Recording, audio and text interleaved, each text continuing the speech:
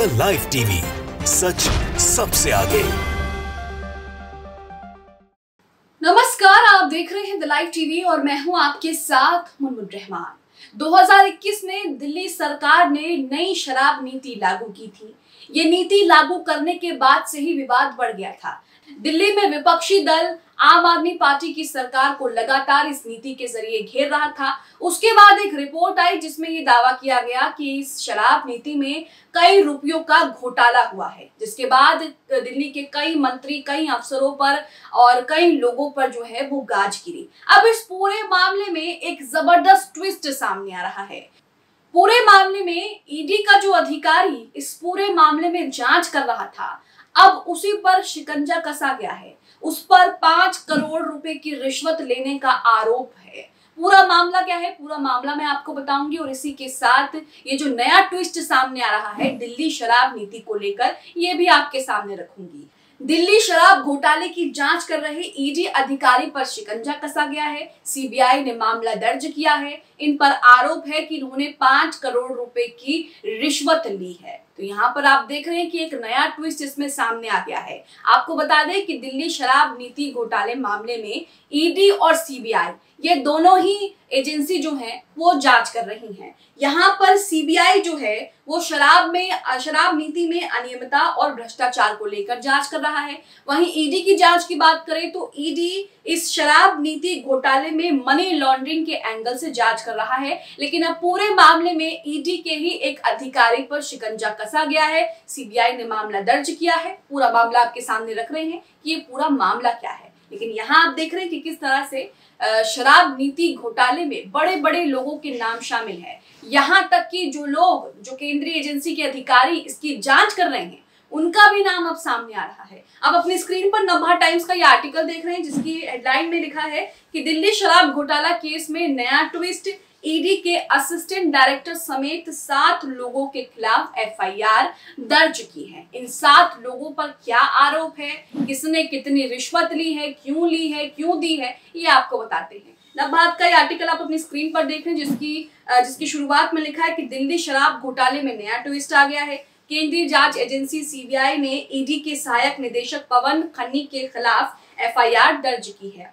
शराब कारोबारी अमनदीप ढल से 5 करोड़ रुपए रिश्वत लेने के आरोप में खन्नी के खिलाफ ये एक्शन लिया है। तो यहाँ पर ईडी के जो सहायक निदेशक हैं पवन खन्नी, इन्होंने शराब कारोबारी से 5 करोड़ रुपए की रिश्वत ली है, ऐसा आरोप लगाया गया है। अधिकारियों ने बताया कि इन दोनों के साथ सीबीआई ने एयर इंडिया के एक सहायक महाप्रबंधक दीपक सांगवान, क्लोरिस होटल्स एंड रिसोर्ट के मुख्य कार्यकारी अधिकारी विक्रम आदित्य, चार्टर्ड अकाउंटेंट प्रवीण कुमार वत्स और 2 अन्य ईडी में एक यूडीसी नितेश कोहर और बीरेंद्र पाल सिंह के विरुद्ध भी केस दर्ज किया है। कुल लोगों की बात करें तो 7 लोगों के खिलाफ जो है वो मामला दर्ज किया है।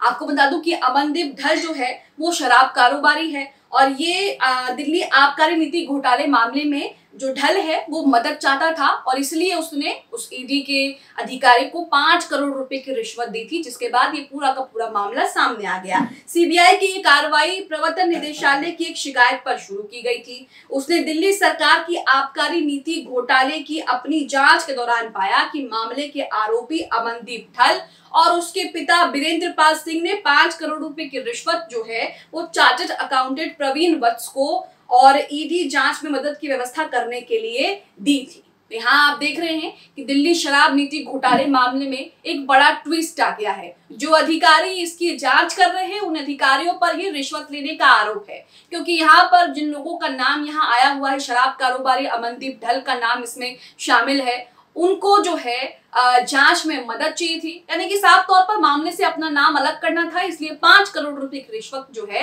वो ईडी के अधिकारी को दी गई है। अब आप देखिए कि ये दोनों ही एजेंसियां जो हैं वो केंद्र सरकार के अधीन काम करती हैं। ये दोनों ही एजेंसियों को लेकर कहा जाता है कि दोनों एजेंसियों का दुरुपयोग सरकार करती है। मोदी सरकार पर अक्सर आरोप लगते हैं ईडी सीबीआई को लेकर कि ईडी सीबीआई अपने विपक्षी और अपने विरोधियों को डराने धमकाने के लिए जो है इसका इस्तेमाल करती है। लेकिन यहाँ पर आप ईडी अधिकारियों की कितनी सच्चाई है, वो कितने सच्चे और ईमानदार तरीके से काम करते हैं, यहाँ पर भी आप देख रहे हैं। ईडी अधिकारियों का हाल ये है कि जो लोग शराब नीति घोटाले में आरोपी हैं उनका नाम हटाने के लिए उनसे करोड़ों रुपए की रिश्वत ले रही हैं। आगे लिखा है, उन्होंने बताया कि वत्स ने ईडी को बताया कि सांगवान ने दिसंबर 2022 में उसे खन्नी से मिलवाया था। अधिकारियों के अनुसार वत्स ने कहा कि उसने आरोपियों की सूची से ढल का नाम हटाने के लिए दिसंबर 2022 में वसंत विहार में आईटीसी होटल के पीछे एक पार्किंग की जगह पर सांगवान और खन्नी को 50 लाख रुपए का अग्रिम भुगतान किया था। अधिकारियों ने बताया कि ईडी ने अपनी जांच सीबीआई को सौंप दी, जिसके आधार पर केंद्रीय जांच एजेंसी ने एक मामला दर्ज कर लिया है। तो यहाँ आप देख रहे हैं कि दिल्ली शराब नीति 2021 में दिल्ली सरकार ने लागू की थी, जिसके तहत ये कहा गया था कि सरकार का इससे अब कोई हाथ नहीं होगा, ये निजी हाथों में कर दिया गया है, सरकारी खजाना इससे बढ़ेगा, माफिया राज खत्म हो जाएगा। इस तरह के तर्क, इस तरह की चीजें जो हैं इसको लेकर दी गई थी। लेकिन शराब नीति को लेकर इसका विरोध शुरू होने लगा, इसे वापस भी ले लिया गया, लेकिन पूरे मामले की जांच अभी चल रही है और उस मामले में अलग अलग तरीके के खुलासे आ रहे हैं। हालात ये हैं कि जो अधिकारी इसकी जांच कर रहे हैं उन्हीं के ईमान का कुछ पता नहीं है। वो लोग आरोपियों के नाम हटाने के लिए करोड़ों रुपए की रिश्वत ले रहे हैं। आगे की आर्टिकल में लिखा है कि एजेंसी ने मुख्य आरोपी सीए प्रवीण वत्स के आवास से 2,19,80,000 रुपए की नकदी बरामद की है। सीबीआई के एक वरिष्ठ अधिकारी ने कहा कि उन्हें ईडी के विशेष निदेशक सोनिया नारंग से सहायक निदेशक पवन खन्नी, यूडीसी नितेश कोहर, दीपक सांगवान, ढल के पिता वीरेंद्र पाल सिंह, वत्स क्लोरिज होटल एंड रिसोर्ट के सीईओ विक्रमादित्य और अन्य अज्ञात व्यक्ति के खिलाफ एक लिखित शिकायत मिली है, जिसके आधार पर जो है वो मामला दर्ज करा गया। एफआईआर में आरोप लगाया क्या कि विभिन्न व्यक्तियों के दर्ज किए गए बयानों से प्रथम दृष्टया पता चला कि ढल, जिन्हें उत्पाद शुल्क नीति मामले में ईडी और सीबीआई दोनों ने गिरफ्तार किया है, और उनके पिता ने 5 करोड़ रुपए, चूंकि शुरुआत में उन्होंने 3 करोड़ रुपए दिए थे और बाद में 2 करोड़ रुपए दिए, शराब मामले में ईडी द्वारा चल रही जांच से निपटने की सहायता में व्यवस्था करने के लिए वत्स को दिसंबर 2022, जनवरी 2023 के महीने और फिर जो है उन्हें 2 करोड़ रुपए दिए। तो यहाँ पर 2022 में उनको 3 करोड़ रुपए दिए और उसके बाद जनवरी 2023 में जो है 2 करोड़ रुपए दिए, ताकि उनका नाम जो है वहां से हट जाए। उनके पिता ने ईडी के अधिकारी को रिश्वत दी। रिश्वत भी छोटी मोटी नहीं है, 5 करोड़ रुपए की रिश्वत है। तो यहाँ आप देख सकते हैं यहाँ सभी का हाल क्या है। ये ईमानदार अधिकारी जो अपने आप को बहुत बड़ी एजेंसी का अधिकारी कहते हैं, उनका हाल ही आप यहाँ पर देख लीजिए। तो सोचिए कि जब ये विपक्ष के घर जाते हैं, विपक्षी नेताओं के घर जाते हैं, मोदी सरकार के विरोधियों के घर जाते हैं, तब किस तरह की चीजें सामने आती होगी। इसी के साथ आगे लिखा है कि वत्स ने अपने बयान में कहा कि एयर इंडिया में सहायक महाप्रबंधन के रूप में काम करने वाले सांगवान ने उन्हें आश्वासन दिया कि वो धन के बदले में, पैसे के बदले में ईडी के शराब घोटाले मामले में उनकी गिरफ्तारी रोककर ढल को मदद देंगे। सांगवान ने परिचय दिया कि एफआईआर के अनुसार सांगवान के आश्वासन के आधार पर वत्स को दिसंबर 2022 और जनवरी 2023 के बीच 50 लाख रुपए की 6 किस्तों में ढल से 3 करोड़ रुपए मिले। तो ये पूरा मामला आप देख रहे हैं कि किस तरह से लेन देन चल रहा है और कानो कान किसी को खबर भी नहीं लग रही है। हालांकि अब सीबीआई ने ईडी के उस अधिकारी पर शिकंजा कस लिया है, मामला दर्ज कर लिया है, जिस पर 5 करोड़ रुपए की रिश्वत लेने का ये पूरा मामला जो है वो सामने आया।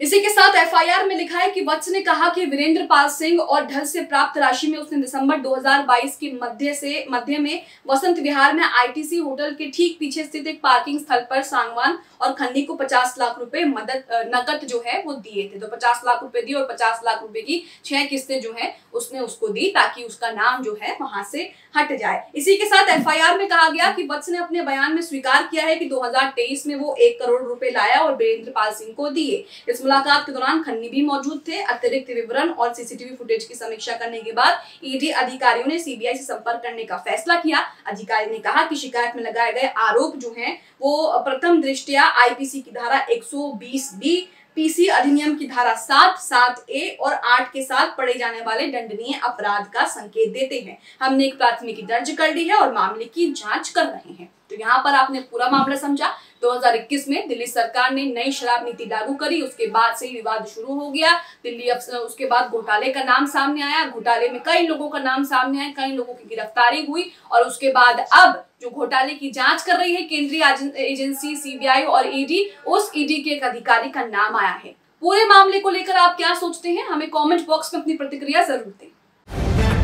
द लाइव टीवी, सच सबसे आगे।